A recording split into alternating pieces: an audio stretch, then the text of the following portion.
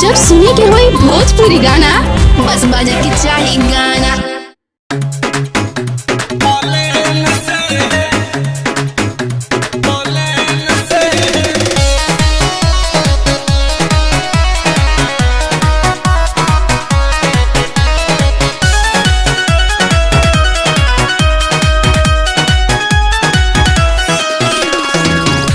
के भागनी हम अपना घर से कापे करे जा बड़ी पापा जी के डर से।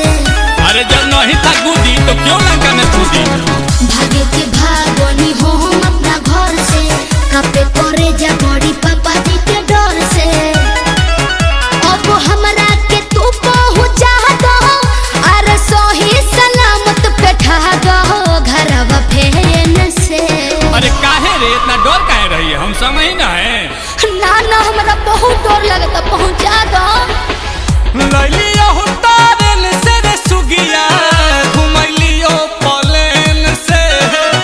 लैलियो तारेन से रे सुगिया घुमैलियो प्लेन से। दहजियो बैठ गइली हमरे ही देन से। जहजियो बैठ गइली हमरे ही देन से। दहजियो बैठ गइली हम ना मानम, हम जइबे करब।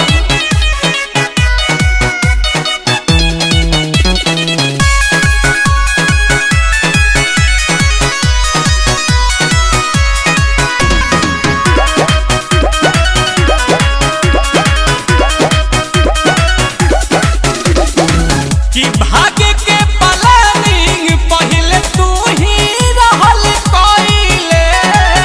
आ तब काहे छोट मोट धमकी से डराइले। अरे हमरा अपना जान के चिंता नहीं है, तहरा जान के टेंशन बा। जज्बा तुम्हें अकेले कर मत कोई।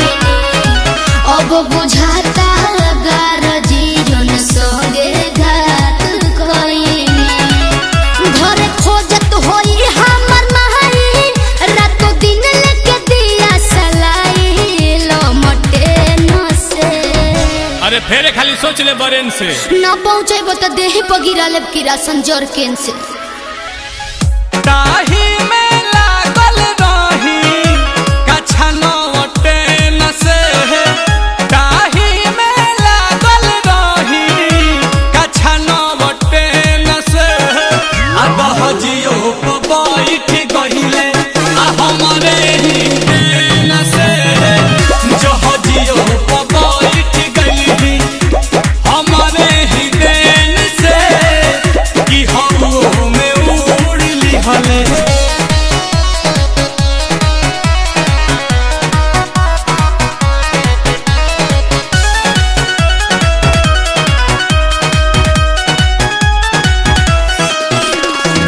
कि तिहले दिन तो संगे सुतले अब काहे उबाले।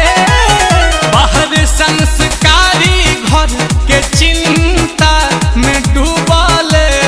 आशुतोष मुखिया एफआईआर लिखवा दिले बड़े।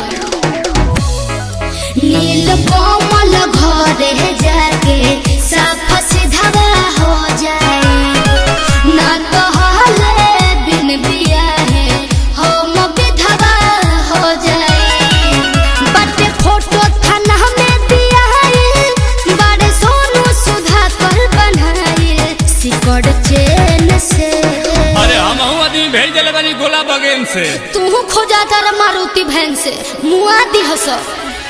कि हमारो होके को हम जानी बुझी है लाते न से।